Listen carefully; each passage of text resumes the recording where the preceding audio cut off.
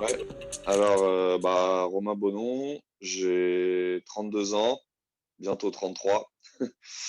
J'ai commencé une carrière de volleyeur professionnel en 2007 au Paris Volley quand j'avais 18 ans.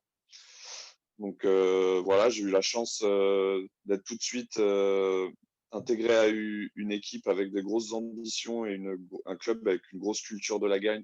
Donc j'ai eu cette énorme chance de faire partie de ça avec un staff, entraîneur, préparateur physique, entraîneur adjoint et vraiment un club qui avait l'habitude de jouer les premiers rôles et avec, comme je disais, avec une grosse culture de la game. Donc j'ai l'impression que ça m'a fait mûrir assez vite de me retrouver dans cet environnement-là pour mes premiers pas dans le monde professionnel.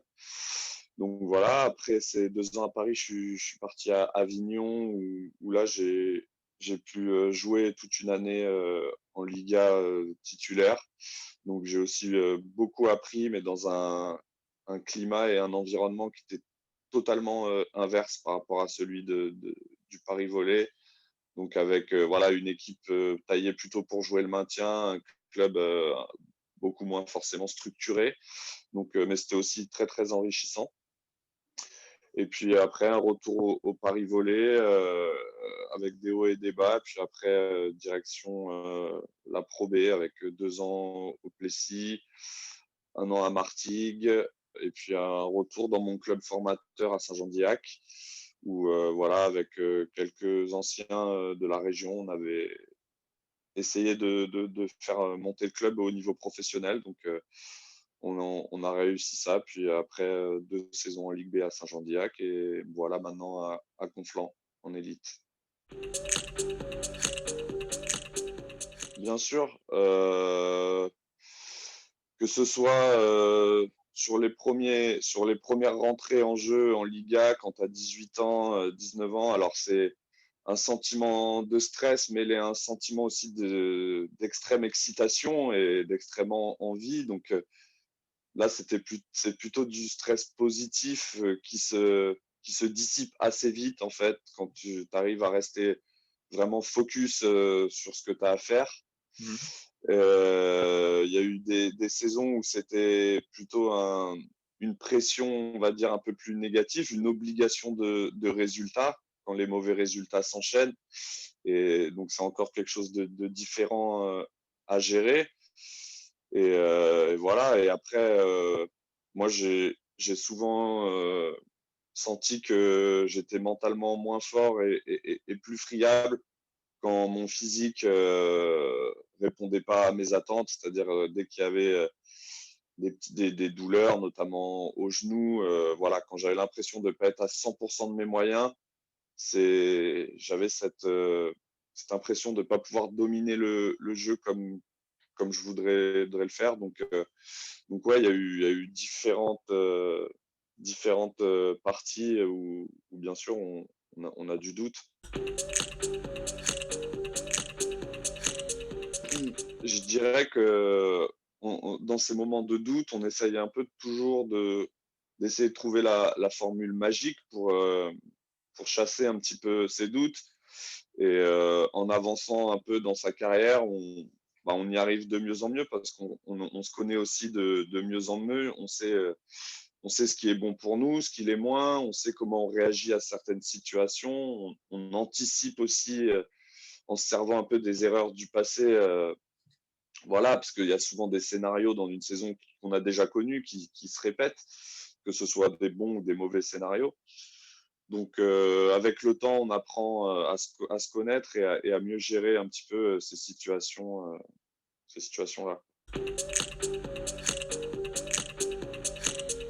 J'en ai bénéficié, on va dire, officiellement une fois. C'était quand j'étais à Avignon. On avait commencé la saison, je crois, par 7 ou 8 défaites. Donc, pas ouf le début de saison.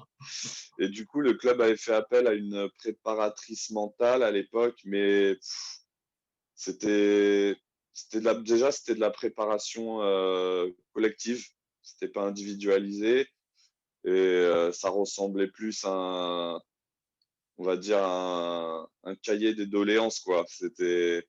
C'était plus un moment où on se plaignait de tout ce qui allait pas dans l'équipe, dans le club, Mmh. etc. Donc, j'ai pas senti à ce moment-là que c'était super pertinent. Pour nous, c'était plus un défouloir et une manière un peu de rejeter La la faute faute sur les autres. sur les autres ou sur les éléments extérieurs, quoi. Moi, ça m'a vachement apporté dans la façon que j'ai de canaliser mes frustrations, parce que j'ai eu beaucoup, beaucoup de frustrations sur ce début d'année de par le fait de revenir dans un environnement amateur que j'avais plus connu depuis 15 ans presque, donc avec moins d'entraînement, moins de préparation physique, avec des joueurs qui ont un travail à côté, donc qui, voilà, parfois qui arrivent à l'entraînement, qui sont crevés de leur journée, qui ont eu des soucis au travail. Donc voilà, il y a plein de différents paramètres, on va dire collectifs à gérer, dont moi, j'étais pas forcément habitué. Donc c'est vrai que ça peut amener parfois beaucoup de frustration. Et voilà, la préparation mentale, le travail qu'on effectue ensemble m'a permis de pouvoir un peu plus facilement évacuer cette frustration et me recentrer un petit peu sur moi-même dans ces moments-là. Et voilà, afin de rester, comment dire, focus dans mon jeu et pas essayer de contrôler, comme on en a parlé, toutes les petites choses que je peux pas contrôler, c'est-à-dire les sautes d'humeur des uns et des autres, le niveau de jeu des uns et des autres, hein. Je dis pas ça de façon néfaste, hein, mais, Mmh. mais, euh, mais voilà, forcément, on joue à un niveau où comment dire, on a tendance à dire au niveau que les bons joueurs, ils descendent jamais en dessous d'un certain niveau. Là, au niveau auquel on joue, il y a beaucoup plus de fluctuations, donc parfois c'est pas évident à gérer, mais c'est tout autant intéressant, en tout cas, je trouve. C'est-à-dire, entre guillemets, essayer d'être aussi dans la tête de ses partenaires, donc savoir comment ils vont réagir dans ces situations. Est-ce que dans cette situation-là, vaut mieux jouer avec lui ou avec celui derrière, ou enfin voilà. Et ça fait partie aussi du poste, et c'est ça aussi qui est hyper intéressant. Moi, je sais que j'ai toujours eu tendance dans ma carrière à prendre pour moi un peu, à prendre pour moi sur les échecs collectifs, parce que voilà, je me suis toujours dit: «Bon, c'est peut-être que là, j'ai pas fait le bon choix, ou j'aurais pu jouer à un autre endroit à ce moment-là», alors que, comme je te disais, voilà, on peut pas tout contrôler, et puis il y a des choses, parfois on fait le bon choix, on joue sur la bonne personne, mais voilà, cette personne, elle attaque dehors, elle prend un bloc. Parfois, c'est parce qu'il n'est pas en confiance, parfois, c'est parce que la passe n'est pas bonne, parfois, c'est aussi parce que l'adversaire a très bien joué le coup.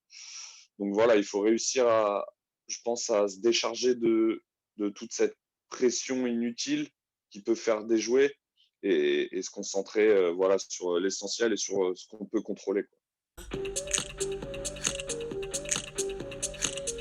Bah ouais, je vais même aller dans ton sens, hein, et dire que je pense que j'aurais pu, si j'avais pu bénéficier de cet accompagnement un peu plus tôt dans ma carrière, quand j'étais, on va dire, un peu plus sur une pente ascendante, donc voilà, autour de la vingtaine, même en début de carrière, où c'était une période où j'étais vraiment, vraiment branché sur 2000 volts, et très frustré par la moindre chose, et avec beaucoup moins de recul sur mon jeu, et beaucoup moins, on va dire, entre guillemets, de zénitude sur le terrain, avec un peu de temps en temps l'aiguille dans le rouge, à être toujours à 200%, à crier, à haranguer.